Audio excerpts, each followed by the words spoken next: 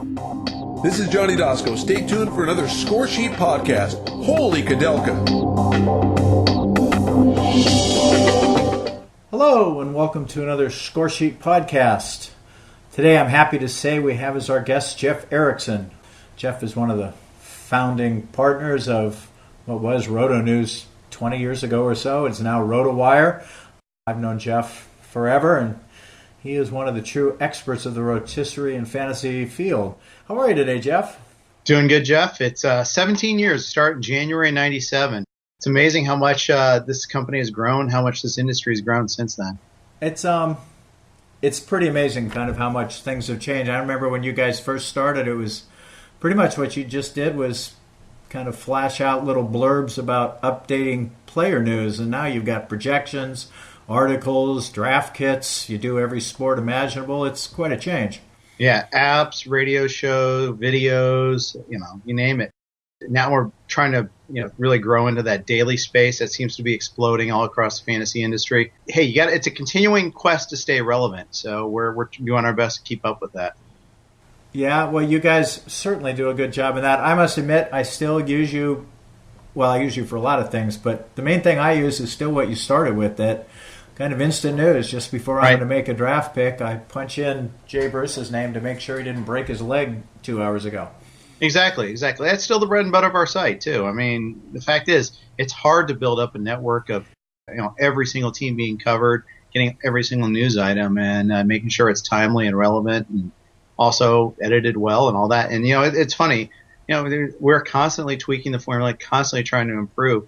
And the news collection process has changed considerably in the last 10 years, too. The last 5 years. So much of this is instantly available on Twitter now, for instance, that, it's less of an advantage to be first, and it's more of an advantage to be packaged in a format that helps you to do well in your leagues. Well, that's why I use you guys so much, because I find your format presents what I want in the cleanest, easiest read manner that I have found.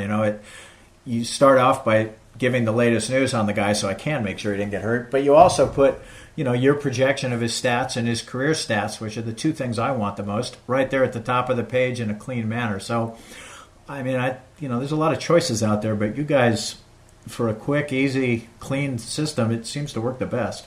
Well, thanks. You mentioned these people that are in a rush to get the new news out. It's amazing how many people say, oh, so-and-so signed, and then an hour later, oh, well, the team denies he signed. Yeah, that happens. I think there's always, no matter what news genre you're in, there's always a rush to be first, whether it's politics, whether it's sports, whether it's, disaster reporting. Witnessed the bang-up job all the networks did on the Boston Marathon bombing and how awesome they did getting that right. So, but yeah, it's certainly in a medium now where, social media just gets things to you instantly too. And I don't want to blame the medium because I think it's just a natural tendency of everybody wanting to do it, but it's easier to get fooled quickly. Well, one thing that you do, I know you're always in about 15 leagues a year. You've been a long-time Score Sheet owner with, I think, 4 teams now, and you do, of course, a lot of regular rotisserie leagues. So for some of our listeners that maybe have played a lot of straight rotisserie but have never done Score Sheet or just done it a year or two, do you have any tips maybe on what to do differently as far as draft prep for Score Sheet versus a rotisserie draft? Well, I think the first thing you need to do is, figure out what format you're playing. Is it continuing? Is it draft anew? How many keepers you have? What's the keeper format? Like I play in all my Score Sheet leagues are different. BL Murphy, Dwayne Murphy is, a 24-team mixed league where you have a soft number of keepers. It's a soft 8. Plus, we've added this prospect thing, too, now where you can keep a 19th rounder as a prospect, as opposed to your standard scoring league where you can keep 13 plus unlimited rookies at the back, counting backwards as your picks. Know your format there a little bit, too. Know what your plan is. Know exactly what you're looking for. Of course, in Score Sheet, defense matters a lot more. Walks matter more too. On base matters more. Although it's funny, Tout Wars this year, we're switching from batting average to on base percentage. So worlds are starting to collide a little bit there, even there too. Yeah, I think that's a good switch if you want to be in a league that mirrors baseball a little more. Because actually one of the reasons my brother first wrote the program for Score Sheet in the 80s was because he was always a huge fan of walks and the really kind of simple rotisserie games that were just coming out then. Walks just didn't matter at all. And he thought, well, right, that's my favorite stat. We got to include that. Sure, of course. And, it's different trying to build it. I mean, at the end of the day, there's not that many differences. Good players are good players. Sure, of course, the Billy Hamiltons of the world are going to be overrated because of their speed from a rotisserie standpoint, where in real life we might think, well, these stolen bases still have some value, but you have to counterbalance that against the caught stealing. And how much does that actually add to the player's run scoring capabilities there? His value in score sheet capacity is going to be a lot lower. Yeah, I'd like to think that Billy Hamilton specifically is going to have the same value in score sheet as he does for the Reds, where if he gets on base and then he scores a lot of runs because every time he gets on base he gets a second or even third, he will have certainly value for the Reds and score sheet. And if his on-base percentage is .280, he might get a lot of steals for you still in Roto, but he's not going to really be helping the Reds or your score sheet team that much if he's making that many outs. Jeff, but you forgot how to add in your score sheet's very special disrupt the pitcher formula. That's definitely a huge factor. He's an amazing guy. Yeah, the disrupt. There are a couple things we don't have in score sheet. The clubhouse chemistry has never really played into our game very well. Right. Plays the game the right way. That's always a big one, I always hear. Yeah. No, one thing, though, that I think Billy Hamilton does kind of serve as example is, playing time. You can have on your radar a really highly touted prospect, but if he's not going to get playing time because he either needs more seasoning or more often he's blocked by a major league star at his position, you really have to factor that in. A great AAA player isn't going to do you much good if he has to spend the whole year at AAA behind Joey Votto or somebody. Yeah. Mike Trout had no chance of playing when he had Vernon Wells in front. I'm sorry, that's a bad example. But no, it's true. You do have to look at that. For that matter, Billy Hamilton was blocked all year, but then again, he wasn't tearing it up at AAA. I usually find that talent wills out. It's a very rare situation where a guy is ready and they won't call him up because he's blocked. It's usually because of contractual reasons, like the Rays usually do, for monetary reasons, I should say. But for the most part, the guys that are ready in AAA, they're ready, and the team will call them up. They'll find a way to play them. It still happens. You're right. But I try not to let that affect me too much. Now, in the case of Hamilton, there was clear doubts whether he was ready last year, and there's clear doubts whether he's ready this year for that matter, too. You're right. Probably in general, if you're good enough to play in the major leagues, your major league team will make a trade or move a position or something. I think the one exception this year might be the St. Louis Cardinal outfield. They've got a rather impressive glut of outfielders. Yeah, Taveras is the tricky one there because they have Burgess, they have Jay. Although I'm not that enamored with Jay. Burgess gets hurt all the time, and he really hasn't hit much at the major league level when he was healthy or for those little furtive glimpses when he was healthy. I like him a lot, don't get me wrong, but I could see them moving aside. John Jay is not going to keep Oscar Taveras out of the lineup once Taveras is ready. Alan Craig is the tricky part, though. If Matt Adams is lighting it up at first base and Craig is healthy and swinging a great bat in the outfield, then that leaves one spot only, and that's only in center field. Can Taveras play center? How are Burgess and Jay doing? That's when it matters. And for that matter, has Taveras fully recovered from that ankle? That's going to be a one that definitely, you've identified one that's definitely one worth watching. The Trout situation is a good analog. When Taveras is ready, he'll play. Yeah, they're not going to keep him down forever, but, well, I mean, teams move people to center field. Chu played center last year. When I was doing the fielding ranges a couple of weeks ago, putting out our player list, I was shocked at how bad his center field numbers were. I mean, I knew he wasn't really a center fielder, but, boy, he really cost his pitching staff some hits. Yeah, and it always seemed to be in St. Louis when Matt Latos was on the mound. But, I do think that Chu is – I mean, the Reds got by with it. That was certainly not what held them back last year. And ironically enough, it was the right-handed bats on the team. Chu did exactly what they brought him over to do. Get on base, get in front of Joey Votto. It's just Dusty decided to put a low OBP guy between he and Votto.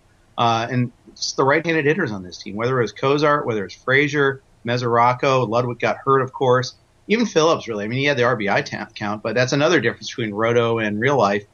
Sometimes it's just RBI are just a function of who you hit behind, not necessarily how good you are. I mean, you look at Phillips' on base, you look at his slugging last year, wasn't anything special. That RBIs and runs scored are definitely, we tried to take them out of score sheet, and that meaning you can draft a guy who's on a lousy team in real life. Robinson Cano, if he gets a lot less RBIs because he's on Seattle now, is not going to affect his value in score sheet. What might well affect his values if he hits a lot less home runs because he's not calling Yankee Stadium his home stadium anymore. But, at least if he's not scoring runs for Seattle or driving in runs, he could still score and drive in runs for your score sheet team if you surround him with better hitters. Yeah, that's true. That is true. And I think Safeco will hurt him a little less than other hitters only because he sprays the ball around. He's not going to be directly killed by that. And many of his homers were no doubters anyhow. They weren't the wall scrapers. Say, for instance, Dominic Brown, who was really helped by his ballpark. If he were traded to Seattle, I think he would be hurt a little bit more than Cano. Yeah, well, taking park effects into account definitely matters. I think, Fowler's leaving Colorado, though he's going to Houston. That's still a pretty good hitter's park, I think. Yeah, and I think his playing time will be a little steadier, too. I think that they valued him a little bit more than the Rockies did. Maybe for good reason. Fowler had a really hard time staying healthy. Now, hey, he's locked and loaded in Houston. We'll see what happens with that. He's actually kind of falling a little bit in the drafts I've seen so far. Well, yeah, I think, part of that might be that people are worried that leaving Colorado has in the past, going all the way back to like Dante Bichette. Remember he signed that huge contract and went on and turned out all of his batting ability, it seems like, was just fueled by Coors. Right. Let me ask you something real quick, Jeff. You don't use park effects running your simulation. Have you ever considered doing so because of the extreme nature of something like Coors? We've thought about it over the years quite a bit. I think that what we've always decided is the last thing we want to do is introduce on purpose something into our game that makes a player's statistics be different in score sheet than in real life, because they're already somewhat different just based on opponents faced. And people don't like it when their guy hits 4 home runs in real life and only hits 2 for them. Even if we explain, he faced Justin Verlander and Felix Hernandez in score sheet, and he didn't in real life. So we've thought about park effects. I think it would make our game a little more realistic if you wanted to be a real GM, because they have to take that into account. But we've always just felt that making player statistics be wrong on purpose is probably not a wise decision. I guess the 6.5 does them another. I mean, let's face it, it's really hard to sim out, okay, what is this pitcher really going to do at a neutral environment? We know that Coors has a factor, but there's different computations of that factor. And then how much of that is a psychological issue? How much of it is ability to grip the ball? A repertoire of pitches might fare better in Coors than other people's repertoire of pitches. All of these things come into play. I don't want to use Coors as the sole example, because Petco is certainly the opposite example of that too, or at least the old Petco. I'm not sure, 1 year of data in the new Petco with the park dimensions change, how much that's going to change things overall. But it's more of an art than a science at some point in time. Yeah, I think park effects, Petco is interesting because there was quite a while where, they helped pitchers just as much as Coors helped hitters, I think. And And it still does, but not to the same degree from what I've read, at least with left-handed power. Yeah. Well, like you said, pitchers might pitch different. It's possible 3 years ago, if you were pitching in Petco, you didn't mind kind of grooving a high fastball and having the guy hit a fly ball, because unless he just powered it, it was going to get caught. So, yeah, I think park effects, you certainly need to take into account park effects, though, when players get traded and you're trying to decide if you want to trade for them or draft them. Because I think there are some parks where it's really going to change their value. Right. And, of course, merely the league difference, too. Having, Scott Feldman last year as an NL pitcher was just a huge boon if you kind of lucked into that. Just how much he improved by coming over to the Cubs. And then how much, again, he regressed as soon as he went back over to the AL and pitched for Baltimore. Yeah, it is true that there's a lot of pitchers that just struggle in the AL, especially in the days when the AL East was so good. You get traded mid-season to an AL East team and you're facing the Yankees in Boston. It's not good for your stats. No, absolutely not. So do you have any favorite player this year that you're kind of targeting that you think is being drafted too low in all the mock drafts so far? No, not really. I'm still building up that consensus, and not from a score sheet perspective. From a rotisserie, I've got a few pet guys, but that's a different animal. I'll throw out one name out there. From a score sheet wise, it might not apply as much because I still worry about his on base a little bit. But Brian Dozier is a guy that if you're waiting on middle infielders, waiting on second baseman in particular, the guy hit 18 homers, had 14 stolen bases last year. I worry about his ability to hit for average, especially because he has so many infield pop-ups. He does strike out, not a ton actually, but a decent enough amount. I do worry that he'll never be able to hit for average, and that still matters, even in a score sheet capacity. But I do like the fact that he does some things across the board. He runs, he hits for some power. And, I kind of tend to believe that, at least from a fantasy perspective, I don't play too much positional scarcity in most leagues. I'll play it up for catcher, but for shortstop and second baseman, there are at least enough positive value guys out there in the pool that you don't necessarily have to give these guys a boost at the upper half just because there might be a paucity of elite guys at that position. There's still plenty positive value guys. In score sheet, of course, it matters. You have to sim it out a little bit more. And I've got all my drafts coming up in those, so I've only done the one mock, so I kind of want to get a better feel for that. But that's one guy I think I'll probably end up owning a lot of places.